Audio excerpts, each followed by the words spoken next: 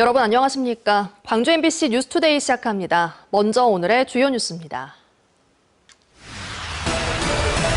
신안 여객선 좌초 사고와 관련해 해경이 선장과 항해사의 과실 여부 수사에 나섰습니다. 여객선이 섬으로 돌진하는 3분 동안 관제센터는 뭘 했냐는 비판도 나옵니다. 광주에 들어서는 복합 쇼핑몰 더현대 광주 착공식이 열렸습니다. 시공사는 현대건설이 선정된 것으로 알려진 가운데 실제 착공일이 정해지지 않은 상태에서 기념식부터 치렀다는 비판도 나왔습니다. 기아 타이거즈가 내년도 새 판짜기에 들어갔습니다. FA 선수인 양현종과 최영우 등을 붙잡는 데 우선 집중한다는 전략입니다. 5년 전 집중호우 때 곡성에서 발생한 산사태로 5명이 숨진 사건과 관련해 도로공사 관계자들에게 5년 만에 유죄가 선고됐습니다. 어제 복합 쇼핑몰 더현대 광주의 착공식이 열렸습니다. 어떤 쇼핑몰이 지어질지, 앞으로 광주 지역에 어떤 영향을 줄지 비전도 함께 발표했는데요. 실제 착공일이 정해지지 않은 상태에서 착공식부터 치른 것을 두고 말부터 앞세운 행사라는 비판이 나오고 있습니다. 보도에 김초롱 기자입니다. 광주 최초의 복합 쇼핑몰 더현대 광주의 착공이 공식화됐습니다.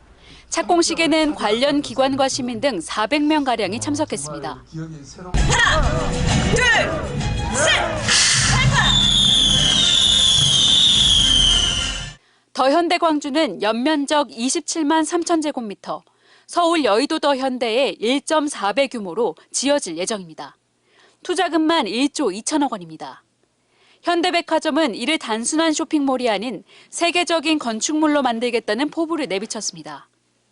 세계적인 건축가의 설계 아래 최고 수준의 브랜드, 호남의 아름다운 자연을 축약한 식물원, 조경, 그리고 전통 시장에서 영감을 받은 로컬 마켓 등 글로벌 랜드마크의 모든 요소를 광주시 역시 더현대 광주가 지역에 긍정적인 변화를 줄 거라는 기대를 드러냈습니다. 노잼 도시 광주를 꿀잼 도시 광주로 만들어갈 것입니다. 오늘의 이 자리가 시작이 되어서 광주에 도시 영인구 3천만 시대를 열어낼 것입니다. 하지만 당장 공사가 시작되는 것은 아닙니다. 착공 신고서가 제출되지 않았고 이 때문에 착공일도 미정인 겁니다. 시공사 계약 여부도 확실하지 않아 일각에서는 말만 앞선 행사라는 비판이 제기되기도 했습니다. 이에 대해 현대백화점은 안전관리계획 등 착공 신고를 위한 절차가 진행 중이라고 답변했습니다. 또 시공사는 현대건설로 선정됐고 현대건설이 착공계를 제출할 것으로 알고 있다면서도 그렇다면 계약이 완료된 것이냐는 질문에는 답하지 않았습니다. 관련 기관들은 현대백화점이 이와 관련한 내부 결정 절차가 남아 확답은 부담스러워하는 것 같다면서도 대대적인 행사를 한 만큼 올해 말쯤 공사가 시작될 것으로 보고 있습니다. 한편 쇼핑몰 착공이 가시화되는 만큼 광주시에는 지역 상생과 교통 문제 등 해결이 시급한 과제로 남았습니다. MBC 뉴스 김초롱입니다. 가을이 깊어가는 만큼 쌀쌀함도 점차 더해지고 있습니다. 오늘 어제보다 기온이 내림세를 보이겠습니다. 출근길 기온은 5도 안팎으로 어제보다 1도가량 높은데요. 한낮 기온 13도로 어제 낮 기온보다 2도가량 낮은 기온 예상됩니다. 일교차도 계속해서 크게 벌어지고 있습니다. 세심한 옷차림이 필요하겠습니다. 하늘 모습 보시면 고기압의 가장자리에 든 가운데 오늘 하늘도 깨끗하게 드러난 모습입니다. 뚜렷한 비 소식 없는 가운데 맑은 날씨가 이어지겠는데요. 기온차가 크게 벌어지는 만큼 이른 오전에는 짙은 안개가 나타나고 있습니다.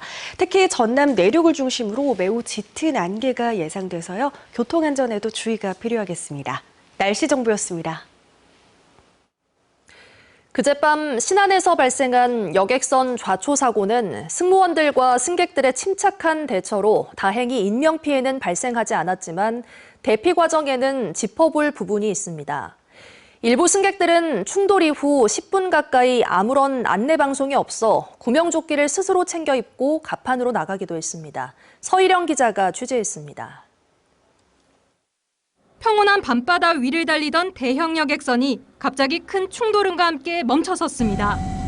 쿵쿵 소리 나면서 갑자기 멈췄어요. 아이가 미끄러져서 넘어졌어요. 항해사가 배를 돌리지 못하고 그대로 무인도와 충돌한 건 그젯밤 8시 16분 전. 항해사가 해상교통관제센터로 사고를 알렸고 곧바로 해경이 20여 분 만에 출동해 구조에 나섰습니다. 승객들은 승무원들의 도움을 받아 질서를 지켜 빠르게 배에서 내렸습니다. 모두 구조하는데 3시간 반이 걸렸습니다. 정신없죠. 그 구조 순서가 어떻게 됐어요? 방금 왔는데 노약자나 이렇게. 예, 노약자하고 여성분 먼저 하고 저희가 맨 마지막에. 그런데 일부 승객들은 배가 무인도와 충격한 이후 10분에서 20분 동안 아무 방송도 못 들었다고 말합니다. 10분에서 20분 정도 후에 안내 방송 나왔거든요. 확인 후에 안내해 주신다고 하고. 불안감이 커진 일부 승객들은 스스로 갑판으로 올라가기도 했습니다. 정확하게 판단이 안 되니까 객실에 계셨던 분들도 다 일어나고 구명조끼 입고 난간을 나와서 대기하고 있었고. 선사 측은 사고가 난 직후 상황 파악 중이니 동요하지 말라는 방송을 2번 했지만 이후 10분 가까이 추가 방송은 이루어지지 않았습니다. 원인은 저희 신랑이 밖에 나가서 물어보고 상황을 좀 많이 빨리 파악할 수 있었어요.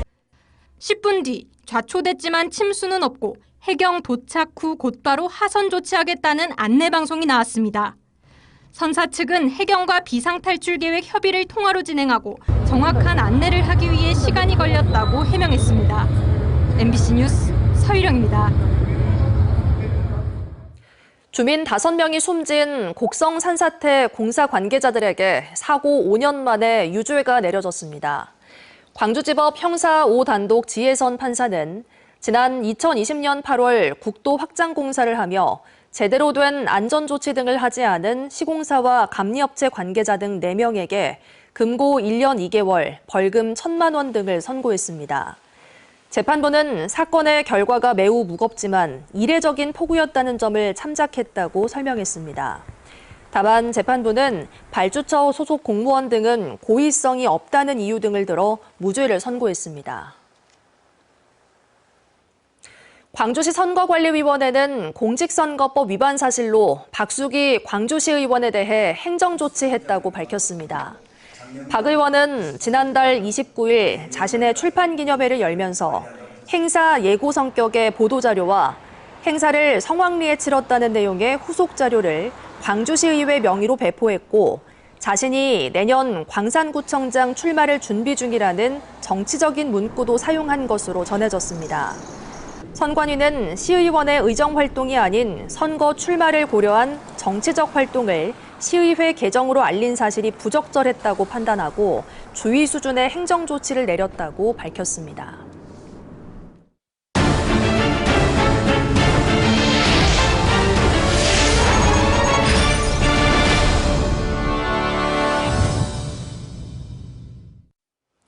최근 여수 거문도 수월산 일대가 국가유산청 명승으로 지정 예고됐습니다.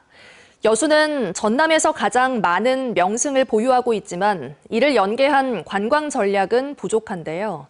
내년 섬박람회를 앞두고 체계적인 활용 방안이 필요하다는 목소리가 나옵니다. 보도에 최황지 기자입니다. 1905년에 세워진 남해안 최초의 등대. 뒤로는 울창한 동백나무 숲이 사방으론 다도해의 비경이 펼쳐집니다. 거문도 수월산 일대가 국가의 자연유산 명승으로 지정 예고됐습니다. 훌륭한 경관과 함께 다양한 해안 식생, 거문도 사건 등 생태 역사학적 가치를 인정받은 겁니다. 수월산에선 사람들의 발길이 닿지 않는 새들의 섬, 백도도 볼 수 있습니다. 백도 역시 지난 1979년 국가유산청의 명승으로 지정됐으며 자연유산을 보존하기 위해 출입은 엄격히 제한돼 있습니다. 백도 수월산까지 여수에서 100길로 2시간이 걸리는 거문도는 국가의 유산 2곳을 품고 있습니다.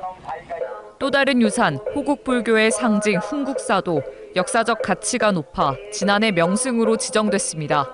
마음이 울적할 때나 기쁠 때나 항상 흥국사는 여수를 지키는, 대한민국을 지키는 절이라 해서 자주 옵니다.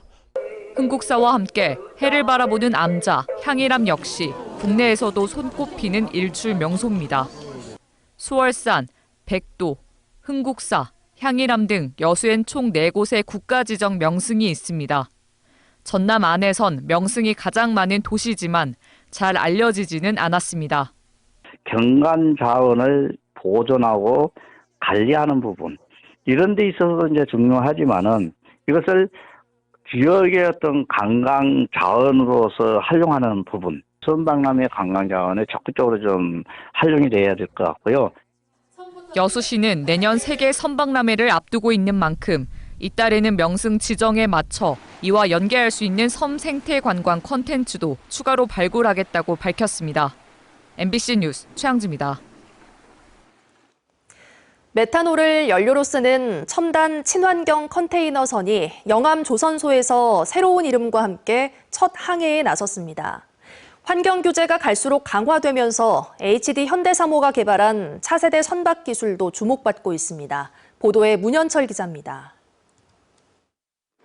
축포가 터지고 새 선박의 이름이 공개됩니다.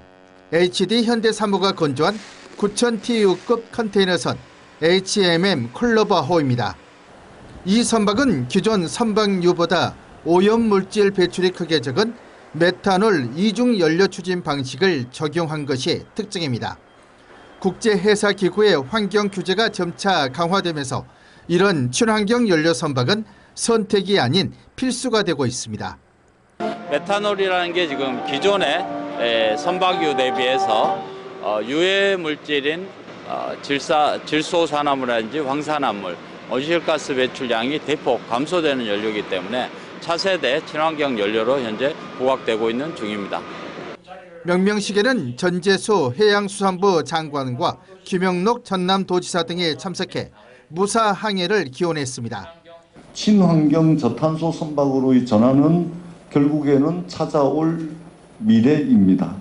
이러한 상황 속에서 HMM 클로버호와 그 자매섬들은 HMM과 대한민국이 새로운 시대를 선도하기 위한 시발점이 될 것입니다.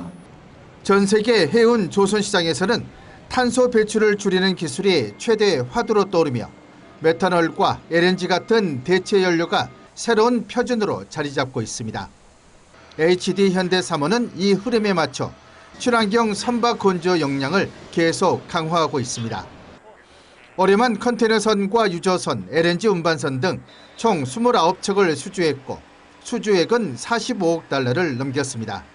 연초 설정한 목표 29척 45억 달러를 모두 달성한 성과입니다. 친환경 연료 선박이 국제 표준으로 자리 잡고 있는 가운데 기술 경쟁력이 곧 조선사의 시장 경쟁력으로 이어지고 있습니다. MBC 뉴스 문현철입니다. 기아 타이거즈가 내년 시즌을 위해 본격적인 새 판짜기에 들어갔습니다. 박찬호 선수를 떠나보냈지만 남은 FA 선수에 집중하고 고질적인 문제인 불펜 강화에 나섰습니다. 김영창 기자의 보도입니다. 두산 베어스와 4년 계약금 80억 원의 기아 타이거즈를 떠난 박찬호 선수. 박찬호에 이어 한승택마저 떠나면서 기아에 남은 FA 선수는 양현종, 최영우, 조상우, 이준영 등 4명입니다. 기아는 내년 시즌 우승을 위해선 프랜차이즈 스타 양현종, 핵심 타선인 최용우를 비롯해 4명의 선수를 반드시 붙잡겠다는 계획입니다. 하지만 박찬호와 한승택 사례처럼 FA 변동성이 워낙 큰 만큼 섣불리 장담할 수는 없습니다.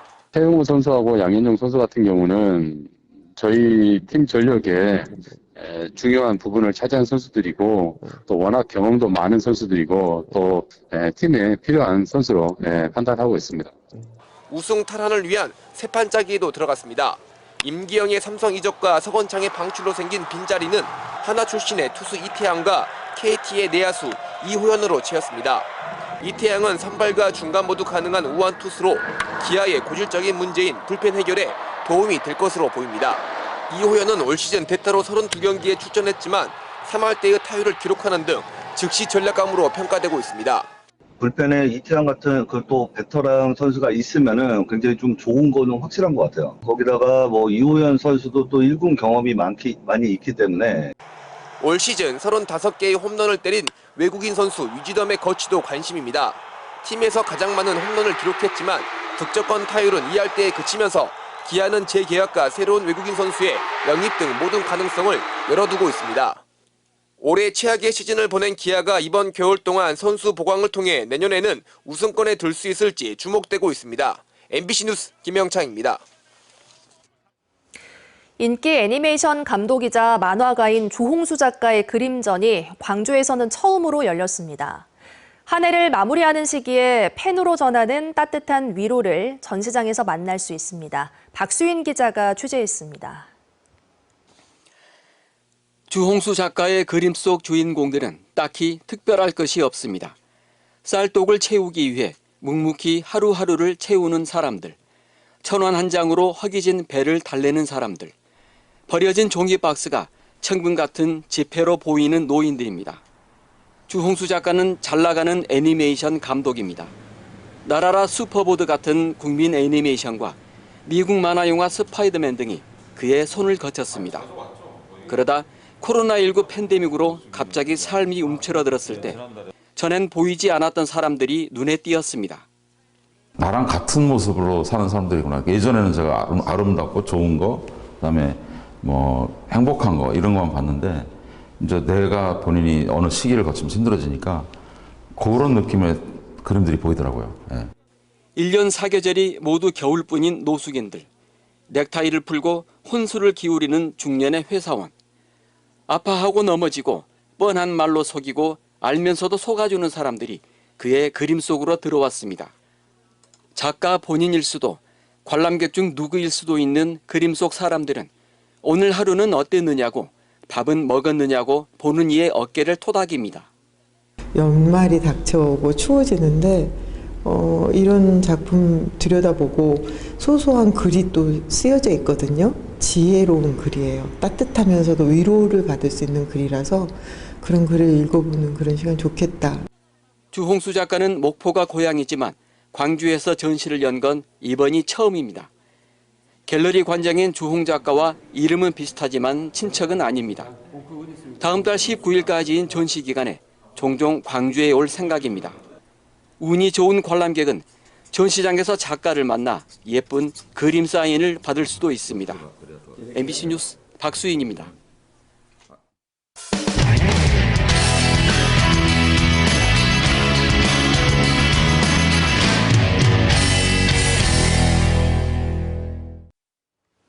전주에서 최근 수험생을 응원한다며 내건 불법 현수막에 정치인이 자신의 이름을 크게 홍보했다가 물의를 빚고 있습니다.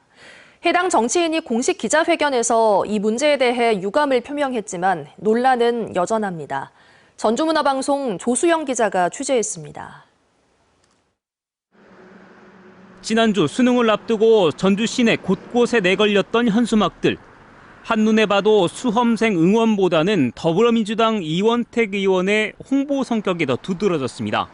정당 명칭도 없고 지정 게시대가 아닌 곳에 설치된 불법 게시물이어서 지자체가 이걸 떼느라 야단 법석을 떨었습니다. 도지사 출마를 선언한 지 한 달, 불법 현수막 논란이 불거진 뒤 처음으로 이 의원이 도의회 기자회견장에 모습을 드러냈습니다. 농어촌 기본소득 관련 내용을 발표하겠다며 마련한 자리였지만 질의응답 과정에서 불법 현수막 관련 질문이 나오자 이 의원은 마지못해 유감을 표했습니다. 현수막이 광고물법 위반입니다. 그런 점에서 제가 송구하다는 말씀을 드립니다. 관행과 정서상 이렇게 애교로 좀 넘어갈 수 있을 걸로 봤었는데 문제가 되었을 당시 행정당국이 알아서 할 일이라고 했던 태도와 비교하면 한 발 물러난 것으로 보입니다. 더는 이런 일이 없을 것이라고 밝혔지만 자신의 현수막이 문제가 된 것에 대해서는 억울하다는 속마음을 감추지 않았습니다. 저 차원에서는 앞으로는 없을 겁니다. 제 거 말고도 다 붙어 있더라고요. 그래서 저한테만 문제제기가 돼서는 안 된다고 봅니다. 유력 정치인인 이원택 의원이 곳곳에 붙인 불법 현수막은 일선 지자체 입장에서 떼야 할지 말아야 할지를 놓고 눈치를 보게 만든 사안이기도 했습니다.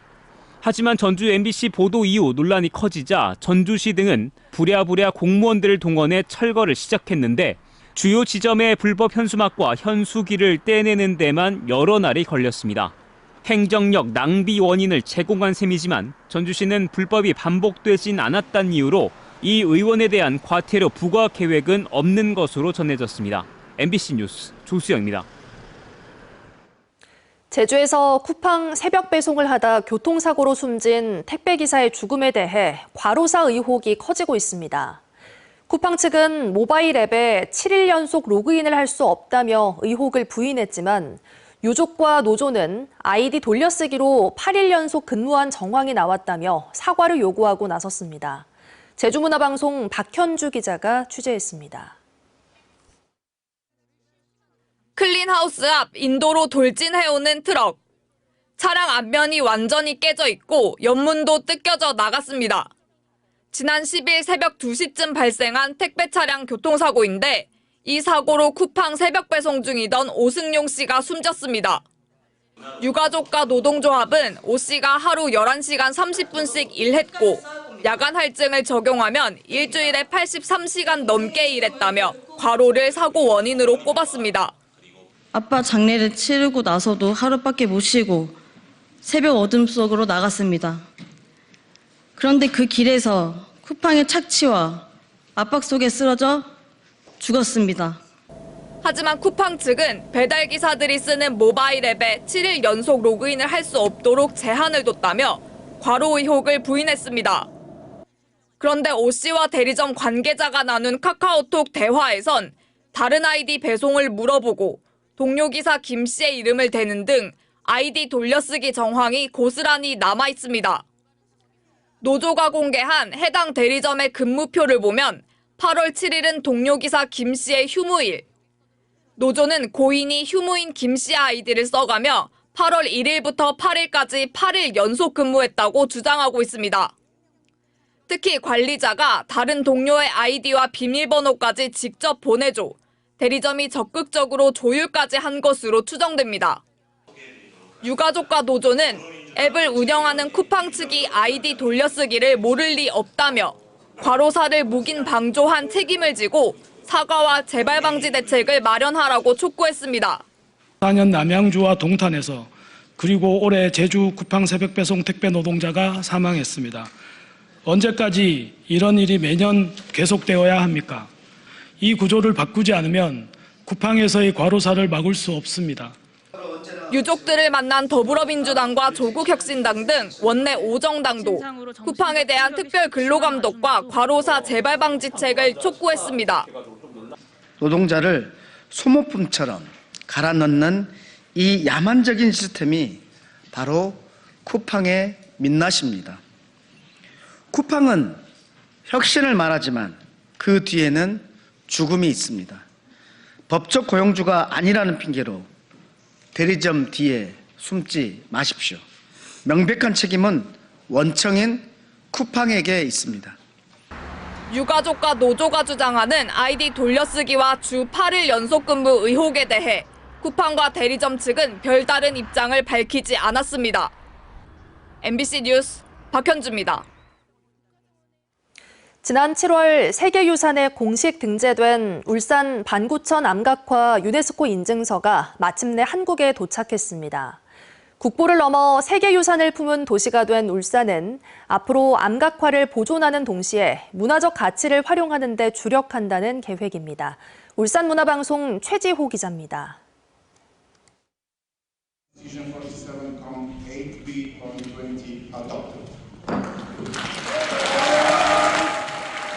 반구천의 암각화가 세계유산으로 등재된 건 지난 7월입니다. 유네스코는 전 세계에서 가장 오래된 고래 사냥 기록과 다양한 기하학 문양, 선사시대 생활 모습 등이 새겨져 있는 암각화를 심사한 결과 21개 회원국 모두 이견 없이 만장일치로 세계유산으로 지정했습니다. 그로부터 넉 달여 뒤 유네스코가 발송한 세계유산 등재 인증서가 울산에 도착했습니다. 울산이 국보를 넘어 세계유산을 품은 도시로 인정받은 겁니다. 반구천의 암각화가 울산의 미래를 이끄는 핵심 동력이 되도록 보존과 활용의 균형을 맞춰가겠습니다. 시민 여러분과 함께 7,000년 이후까지 잘 이어가도록 하겠습니다. 등재 인증서를 울산시에 전달한 국가유산청은 선사시대인들의 지혜와 탁월한 관찰력을 엿볼 수 있는 암각화를 널리 알리기 위해 국제 홍보관 설립을 제안했습니다. 울산시와 함께 울주군 대곡리와 천전리 일원에 복합 관광지를 조성해 세계유산 보유 지역의 위상을 높인다는 계획입니다. 광구천 암각화의 세계화에 더욱 다른 시선과 함께 반드시 세계적으로 만들어드리겠다. 지역 경제 활성화 측면에서 저희 국가유산청이 적극 도와드리겠다.